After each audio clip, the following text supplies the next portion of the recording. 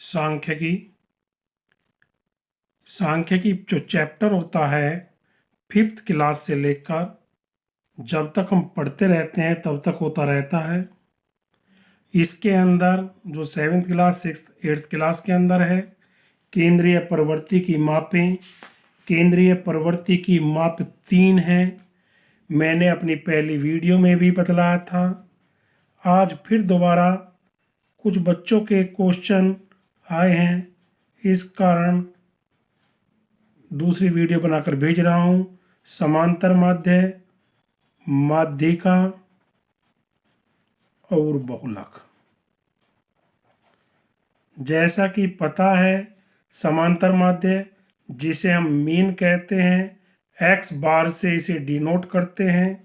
Median जिसे हम M से डिनोट करते हैं और बहुलक मोड जिसे हम जेड से डिनोट करते हैं।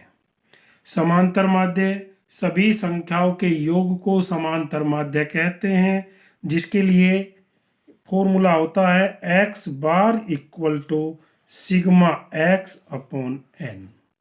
ये जो निशान होता है सिग्मा, सिग्मा माने होता है योग।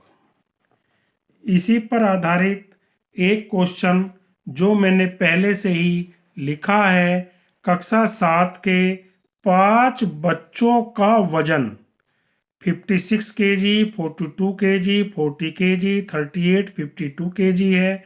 इनके भार का समांतर माध्य ज्ञात करो। ऐसे प्रश्न पूछे जा सकते हैं कि किसी कक्षा के अंदर बच्चों के अंक कितने आए हैं, उनका एवरेज, इसका हम पहले नाम औसत भी कहते थे, एवरेज या मीन कैसे ज्ञात करेंगे। इसके लिए हम x bar equal to sigma x बटे एन अर्थात कुल भार, टोटल भार कितना है बटे टोटल नंबर, कुल संख्या किसकी, बच्चों की।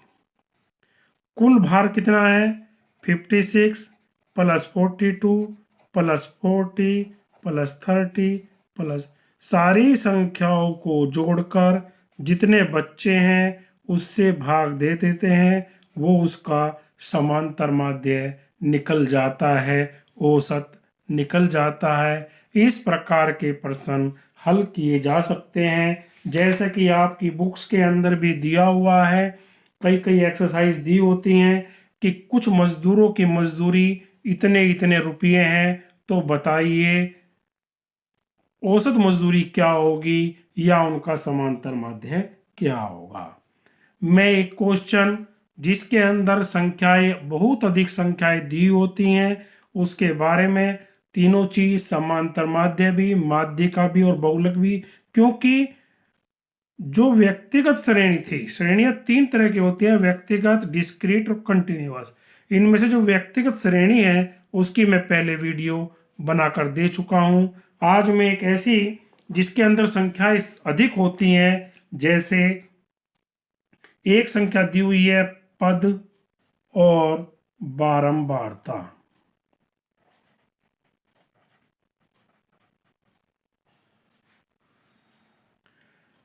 4, 6, 8, 10, 12, 14। इनकी बारंबारता कितनी है 3, 4, 2, 2, 6, 8। हमें इससे तीनों चीज निकालनी है, समांतर माध्य भी निकालना है, माध्यिका भी निकालनी है और बहुलक भी निकालना है। वो हम कैसे निकालेंगे आज मैं इसके बारे में बता रहा हूं। जैसे क्वेश्चन के अनुसार 4 नंबर लाने वाले कक्षा के अंदर 3 बच्चे हैं, 6 नंबर लाने वाले 4 बच्चे हैं, 8 नंबर लाने वाले 2 बच्चे हैं। इस तरह जितने अंक होते हैं उसे हम x मानते हैं और दी गई बारंबारता घटती बढ़ती रहती है, क्योंकि पद तो निश्चित है, 4 नंबर लाने वाले 6 नंबर लाने वाले, इसलिए उन्हें x कहते हैं। और बच्चों की संख्या या छात्रों की संख्या घटती और बढ़ती रहती है, उन्हें हम फ्रीक्वेंसी, बारंबारता कहते हैं। समांतर माध्य निकालने के लिए हम f में x की गुणा करते हैं, जैसे 4 3 जा 12। मैं बार बार न लिखकर 6 4 जा 24, 8 2 जा 16, 10 2 जा 20, 12 6 जा 72 और 14 8 जा 112 को जोड़ लेता लिखकर ऐड कर लेता हूं। ये जो संख्याएं दी हुई हैं सिग्मा एफ एक्स, इसके जोड़ को हम जो बोलेंगे वो सिग्मा एफ एक्स होगा। सिग्मा का अर्थ होता है जोड़ना। 6 12 2 4 5 6 7 8 8 और 7 15 से लगे 256 कुल बच्चों के नंबर प्राप्त हुए। टोटल बच्चे कितने थे? 7 8 9 10 11 और 6 17 और 8 25। अब हमें इसका सिग्मा एक्स एफ एक्स कितना आया? 256 और टोटल बच्चे कितने हैं? 25। अब हमें इसका मीन निकालना है। मीन का जो फॉर्मूला होगा sigma f x upon n. Sigma f x कितना आ गया? 256 अपॉन एन की वैल्यू 25। इसको हम इससे डिवाइड कर देंगे। 1 0 25 2 जा 50 25। 256 को जब हम 25 से डिवाइड करेंगे 25 1 जा 25, 6 0 0 25 2 जा 0 और 4 जा।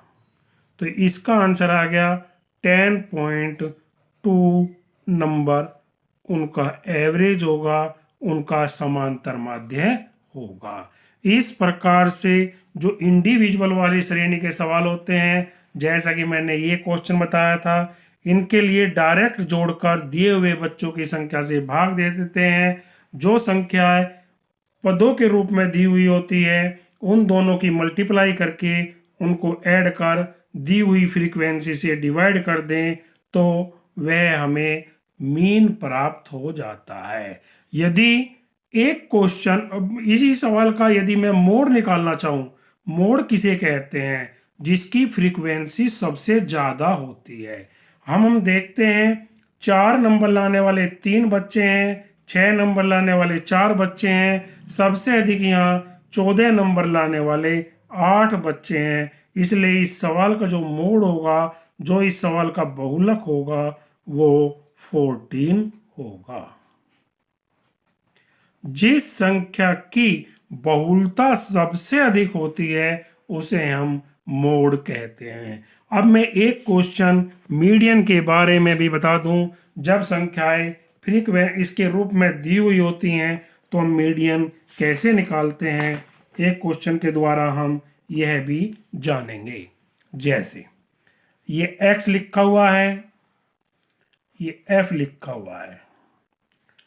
4 6 8 10 12 14, 3 4 2 2 6 8। इसके लिए हम एक संचय बारंबारता निकालते हैं जिसे हम कम्युटेटिव फ्रीक्वेंसी कहते हैं। संचयी बारंबारता, यह बारंबारता की निकलती है। कैसे निकालते हैं? जैसे सबसे शुरू का नंबर 3 है तो 3 लिखेंगे। 3 में 4 को ऐड करके 7, 7 में 2 ऐड करके 9। अगली संख्या को जोड़ से जोड़ते रहते हैं। 11 + 6 = 17 और 17 + 8 = 20। हम अपना आंसर चेक कर लेते हैं। यदि फ्रीक्वेंसी का जोड़ भी 25 है, ये संख्या और ये संख्या सेम होनी चाहिए। अब मीडियन कैसे निकालेंगे? मीडियन इक्वल टू n, एक कौन सा नंबर है? ये ओड नंबर है। मैंने पहले भी बतलाया था आपको, जब संख्या ओड होती है तो फॉर्मूला होता है n+1/2 ट्रम। n की वैल्यू 25 + 1/2 ट्रम, 26/2 13। अब हमें क्या करना है? जो 13 नंबर है वो 3 से ग्रेटर, हमें संचय बारंबारता वाले पार्ट में चेक करना है। 3 से ग्रेटर है, 7 से भी ग्रेटर है, 9 से भी ग्रेटर है, 11 से भी ग्रेटर है, लेकिन 17 के अंदर है। तो 17 के सामने जो संख्या होगी पदों वाली संख्या, वही उस संख्या की माध्यिका होगी।